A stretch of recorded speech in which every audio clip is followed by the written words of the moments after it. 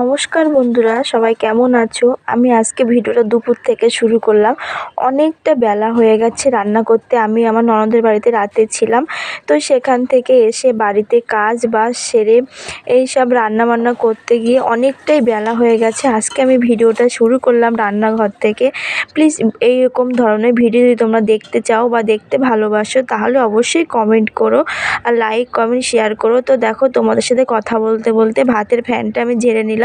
তারপরে পালং শাক বড়ি দিয়ে একটা তরকারি করেছি, সেটা আমার হয়ে গেছে, তোমাদের দেখিয়ে দিলাম।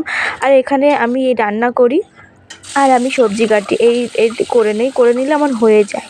তারপরে দেখো কচুগুলো ছাড়িয়ে নিলাম। এটা ভাঙল মাছ নিয়ে এসেছিলো আমার বড়মশাই, তো ভাঙল মাছ দিয়ে কচু খেতে খুব ভালোবাসে। এই মাছটা সবাই পছন্দ করে, খুব ভালো লাগে। আর আমার সেই সময় নেই লঙ্কা। এদিকে এত তাড়াহুড়ো করছি, অনেক বেলা হয়ে গেছে, ও ঘুমাবে কারণ নাইট ডিউটি ছিল।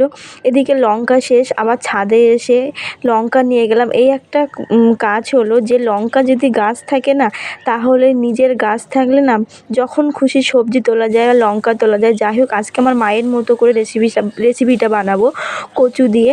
তো কচুতে একটু মা বলে যে কাঁচা লঙ্কা দিতে হয়, কচুতে কাঁচা লঙ্কা দিলে টেস্টটা নাকি দ্বিগুণ হয়। তা সত্যি তাই। পাঁচফোড়ন দিয়ে পেঁয়াজ দিয়ে আমি এখানে শুকনো লঙ্কা অ্যাড করব, কিন্তু কাঁচা লঙ্কা দিয়ে কচু রান্না করেছিলাম, খুব সুন্দর লাগে। তোমরা কে কে খাও অবশ্যই কমেন্ট করো।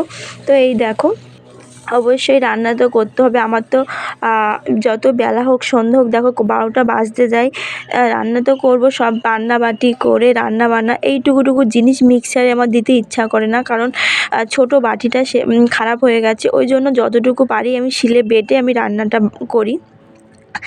তারপরে এখানে রান্না করতে নিয়ে যাব, বাটা হয়ে গেছে। দেখো কচুর মধ্যে দেবো বলে এখনও একটা মাছের তরকারি বানানো দেরি আছে।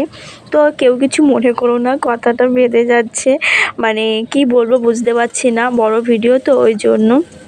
তো এখানেই পেঁয়াজ ঘষে নিচ্ছি। তোমরা প্লিজ ভিডিওটা একটু দেখো, বারবার বলছি, কারণ এখন নিজের কন্টেন্ট বা নিজের ভয়েসে তো ভিডিও চাইছি, ওই জন্য একটু লং হয়ে যাবে ভিডিওটা। এ দেখো রেডি হয়ে গেছে আমার কচুর তরকারি। খেতে কিন্তু অনেক স্বাদ হয়েছিল। এটা কদিন আগের ভিডিও, তো আমার গ্যালারিতে ছিল, ওই জন্য আজকে আমি ভয়েস দিয়ে দিলাম। ওদিকে মাছটা ভাজতে দিলাম। এদিকে বড়মশাই খিদে পেয়ে গেছে, ঘুমাবে, ওই জন্য পালং শাকের তরকারি দিয়ে আর কচুর কাটি মাছ দিয়ে ওকে দিয়ে দিলাম। আর আমি আর একটা তরকারি আছে, সেটা আমি রান্না করব। মশলা দেখো, পেঁয়াজটা আমি ঘষে নিয়েছিলাম, আর মশলাটা ভালো করে একদম ভালো করে করতে হবে যেন গন্ধ না ছাড়ে। আমার মাছটা হয়ে গেছে। সবাই ভালো লাগলে ভিডিওটা লাইক কমেন্ট শেয়ার করো।